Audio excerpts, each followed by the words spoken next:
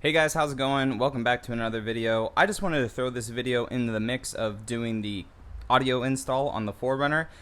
The difference between the stock speakers and aftermarket speakers. This one is your middle door and rear hatch, and look how paper thin everything is. It actually like wobbles and everything like that. So this is the door and the hatch. This is the replacement speaker from Rockford fosgate.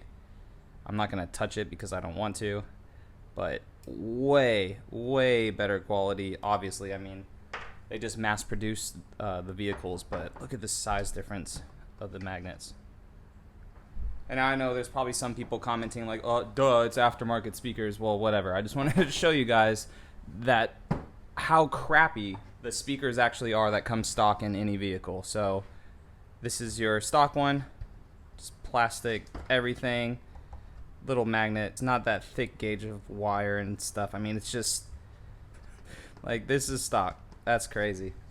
And then you have the replacement 6x9. That's magnet is so strong it's freaking holding a socket extension. But yeah, look at that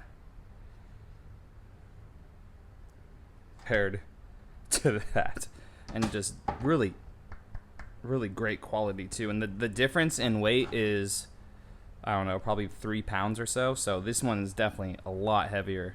So this is the hatch speaker, and just look at all that dust inside of it. That's crazy.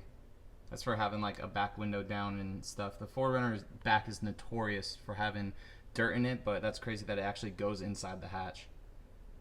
So that's the difference between stock and aftermarket. I mean, just thud and crap.